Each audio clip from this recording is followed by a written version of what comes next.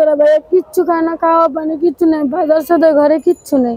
আমার এই বাচ্চাটা চুরিও করে নিয়ে গেছিল 10,000 টাকার বিনিময়ে ভাই, জানেন। আর এমন একটা নিয়ম বার করছেন, কেউ জামাইরে ছাড়তে গেলে বললো লোক টাকা লাগবে। সুপ্রিয় দর্শক, আসসালামু আলাইকুম। দর্শক, আজ আমরা আপনাদেরকে এমন একটি প্রতিবেদন দেখাবো যে প্রতিবেদনটির গল্পগুলা সম্পূর্ণ ভিন্ন। একজন মেয়ে, তার বাবা মা তাকে অনেক সুন্দর করে সাজিয়ে গুজিয়ে তার স্বামীর হাতে তুলে দেন, কিন্তু এমন একজন মানুষের কাছে বিয়ে হয়েছে যে মানুষটি একটি সন্তান জন্ম দিয়ে চলে গেলেন। আসলে কবে ফিরবেন, কোথায় আছেন, কি করে আছেন তাও কিছুই জানেন না। এমন একটি বোন যে রিমা, তার সন্তানকে নিয়ে তিনি বিপাকের মধ্যে পড়ে রয়েছেন। তিনি চাইলে কিন্তু তার সন্তানকে ফেলে চলে যেতে পারছেন না, কারণ সে একটা মা। আর একজন মা নিজের এই সন্তানকে নিয়ে কি ধরনের বিপদে পড়ে আছেন, চলুন দর্শক আমরা কথা বলি এই বোন রিমার সাথে। আসসালামু আলাইকুম। ওয়ালাইকুম সালাম ভাইয়া। কেমন আছেন আপু? আছি, আল্লাহ রাখছে যেমন, ভালো আছে। আমাদেরকে একটু বোন বলবেন যে আপনার এই সন্তান নিয়ে আপনি কতদিন ধরে খোলা আকাশের নিচে আছি ভাই? আজকে হলো 2-3 দিন ধরে আছি। হলো আমার স্বামী আমাকে ফালাই দিয়ে চলে গেছে। মানে কি দোষের কারণে আপনাকে ফেলে চলে গেছে? চলে গেছে হলো দোষ, আমার একটা 5 বছরের বাচ্চা আছে। 5 বছরের বাচ্চা আছে, এই বাচ্চাকে নিয়ে চলে গেছে, আমার সাথে সংসার করবে না। মানে আরেকটা 5 বছরের সন্তান রয়েছে? হ্যাঁ, আমার ছেলে আছে একটা। সেই সন্তানটাকে নিয়ে চলে গেছে? হ্যাঁ, চলে গেছে। আজকে 3-4 দিন ধরে আমার কোনো ঘরে কিচ্ছু নাই, খাওয়ান খরচও দেয় না, কোনো কথা বলে না। আমার জিজ্ঞেসতে গেলে কয় কি, তোর সাথে আমি সংসার করবো না। অপরাধ কি আপনার? অপরাধ হলো আমি বাসায় কাজ করি, আমি টাকা পয়সা দিই না, এর জন্য আমার মারধর করে। মানে আপনি বাসা বাড়িতে কাজ করেন? হ্যাঁ, কাজ করি। টাকা নিয়ে কি করে সে? হ্যাঁ, নেশা পানি খাই ভাইয়া। মানে যে টাকাটা আপনি কষ্ট করতেছেন, উপার্জন করতেছেন, সেই টাকা দিয়ে সে নেশা করে? হ্যাঁ, না দিলে মারধর করে। আর হলো আমার টাকা পয়সা ছিঁড়ে একা নিয়ে যায়। হ্যাঁ, তো বাজার সদাই খাওয়ান খরচ কিছুই দেয় না আমার। আপনি কি এখন এই মানুষটার কাছে আবার ফেরত যেতে চান? না ভাইয়া, আমি যাবো কিভাবে? আমি আর ওর কাছে যাবো না, কি আমার বাচ্চারা নিয়ে যায়। এইভাবে মা আছি, আল্লাহ আমাকে অনেক ভালো রাখছে ভাই। আমি নিজে কর্ম করে খাইতে পারলাম, অনেক ভালো। যে মানুষটার কাছে মা বাবা ছেড়ে সংসারের জন্য আপনি আসলেন, আজ সেই মানুষটা আপনাকে এমন বিপদের মধ্যে ফেলে সন্তান সহকারে আপনাকে ফেলে চলে গেল। আজকে আমার মেয়ে 3 দিন ধরে ভাইয়া কিচ্ছু খায় না, খাওয়া পানি কিচ্ছু নেই, বাজার সাথে ঘরে কিচ্ছু নেই। কখনো কি চিন্তা করেছেন যে আপনার স্বামী আপনাকে এভাবে এক সন্তানকে সহকারে রেখে চলে যাবে? এটা কি ভাবলে কি ভাইয়া আর কি সন্তানকে জন্ম দিতাম আমি? কপালে ছিল আমার, এই ভাগ্যের পরিমাণ এটা আমার। পাই না বাবা মার কাছে থেকে থাকা শান্তি সুখ, পাই না স্বামীর কাছে থেকে। যেই কর্ম করি সবই কেড়ে লিয়ে যায়, না দিলে মারধর করে। এই যে এখন ফুটপাতে থাকলে তো আপনার সন্তান চুরি হয়ে যেতে পারে, কেউ নিয়ে যেতে পারে। আমি কি করবো ভাইয়া? করার কিচ্ছু নাই, আমার চলার মতো এরকম কেউ নাই যে আমাকে চালাইবো কেউ।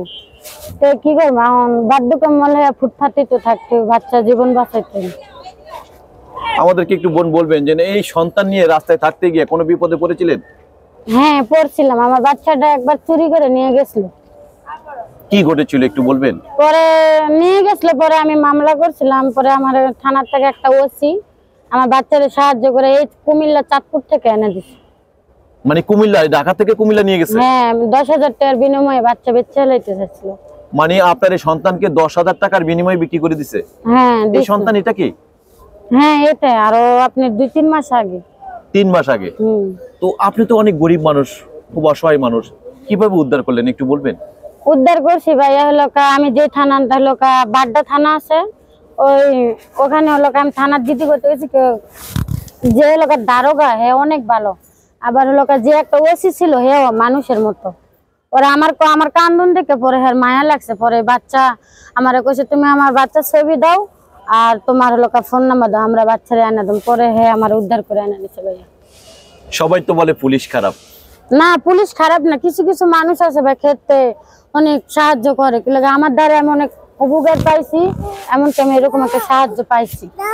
আমাদেরকে একটু বোন বলবেন যে যেই স্বামী সংসার করতে গিয়ে আপনার 2টি সন্তানের মা হলেন, সেই সন্তান মানিলো আজকে সেই সন্তানকে আম্মু একটু বসেন বসেন বসেন, আপনাকে আমরা চিপস কিনে দিব, একটু সুন্দর করে বসেন, এদিকে তাকান। হ্যাঁ, আমাদেরকে একটু, যে সন্তানের জন্য মানুষের মায়া ভালোবাসা থাকে, সেই সন্তানকে রেখে আপনাকে রেখে খোলা আকাশের নিচে স্বামী হ্যাঁ চলে গেছে? বলছে আমারে ভাইয়া হলো আমি কি ওটা খাওয়ান খাওয়া তোমরা পোলাহান মোরা জায়গা পোলাহানে লাগতো না আমার একটা ছেলেকে নিয়ে চলে গেছে। কত বছর ধরে এমন মানুষটার সাথে সংসার করলেন? 9 বছর ধরে। 9 বছরে কবে কোন দিন সুখ পেয়েছিলেন? কোনোদিনই সুখ পাইনি ভাই, একটা রীতে চান্দিকে একটা কাপড়ও দিতে পারেনি সে আমার। আমি বহুত কষ্ট করছি ভাই, বাপ মা এরকম না। মানে 9 বছর সংসার করলেন, কোনো ঈদে একটা ভালো কাপড় পান নাই? কোনোদিনও বলতে পারবো না আমাকে একটা ঈদে একটা ভালো একটা কাপড় দিছে। ভালো খাওয়াইছে কবে? ভালো খাওয়া তো দূরের কথা। এখন কি সেই মানুষটা যদি আবার আপনার কাছে আবার আসে, আপনি কি তাকে গ্রহণ করবেন? না ভাই, আর গুণ কিভাবে করবো? যে লোক আমার চিন্তা করেনি, যে লোক আমার মেয়ের চিন্তা করেনি, তাকে আমি কিভাবে রাখি? এখন এই সন্তান নিয়ে যদি আপনি খালি এই মাঠে এই খোলা আকাশের নিচে এই আপনার আমরা দেখতেছি এখানে কমলাপুর রেল স্টেশনের এই জায়গাটায় যদি আপনি আবার থাকতে যান, তাহলে তো আপনার আবার এই সন্তান চুরি হয়ে যেতে পারে, আবার কেউ নিয়ে যেতে পারে। কেউ যদি ভাইয়া সহযোগিতা করে তাহলে এরকম একটা ফ্যামিলি ভিতর থাকুন যায়। আপনাকে যদি আপনার এই সন্তানকে সহকারে যদি আপনাকে যদি কেউ দায়িত্ব নিতে চায়, সারা জীবনের দায়িত্বটা যদি নিতে চায়, আপনার এই সন্তানকে নিজের সন্তানের মতন মূল্যায়ন করে, তাহলে কি আপনার নিজের দায়িত্বটাকে দিবেন? অবশ্যই। যদি কেউ এরকম আমার সন্তান সহকারে আমাকে মেনে নিতে চায় তাহলে অবশ্যই আমি যাবো।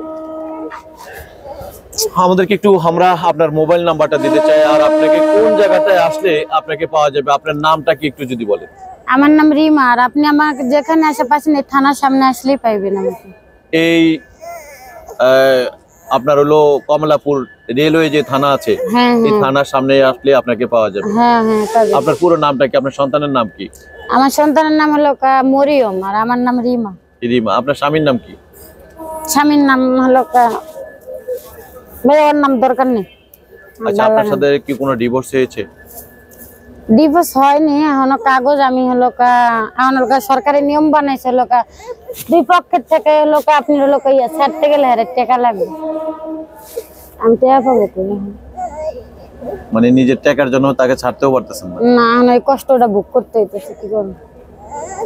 কে বলছে যে স্বামীকে যে ডিভোর্স দিলে টাকা লাগে? আইন বলে এরকম করছে সরকারের। কে বলছে আপনাকে? এটা তো আসলে শোনা কথা। সেটা তো ভাইয়া বলতে পারি না। এটা তো সেই নিয়মটা আপনি জানেন না হয়তো। আপনাকে কে বলছে যে আপনি ছাড়লেও আপনার স্বামীকে টাকা দিতে হবে? মানুষে বলে, আবার অনেকে কয় সত্যি। আপনি কি চান কিনা যে আপনার স্বামী আবার নতুন করে একবার শুধরে আসবে, ভালো আসবে? না ভাই, শুধরে আসবো কিভাবে? যে নেশা পানি করে যায়, একবার নেশা পানি করে, সে কিভাবে শুধরে আসতে পারে? আর যে ফ্যামিলি চালাইতে পারে না, খাওয়াইতে পারে না, বাল বাচ্চারা দিতে পারে না, তাহলে সে কিভাবে আসতে পারে?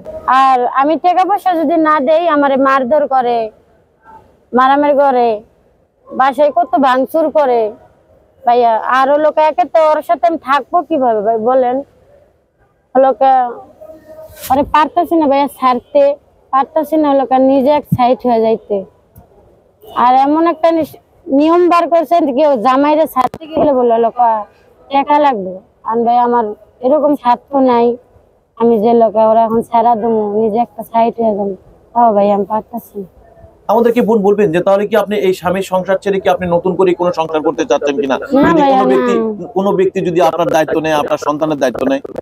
না ভাইয়া, কেউ হ্যাঁ যদি দায়িত্ব যদি এরকম মানুষ হয়, আমার বাচ্চার দায়িত্ব আমার দায়িত্ব নিবে, এরকম মানুষ যদি হয়, আর এরকম যদি বরাবর হয়ে যায় আমার জীবনটা, তাহলে আমার জীবনটা লাইফটাই শেষ হবে। আর ওরকম ভালো একটা মানুষ যদি আসে আমার জীবনে, তাহলে তো আল্লাহ আমার কপালে ভালোই রাখছে ভাইয়া।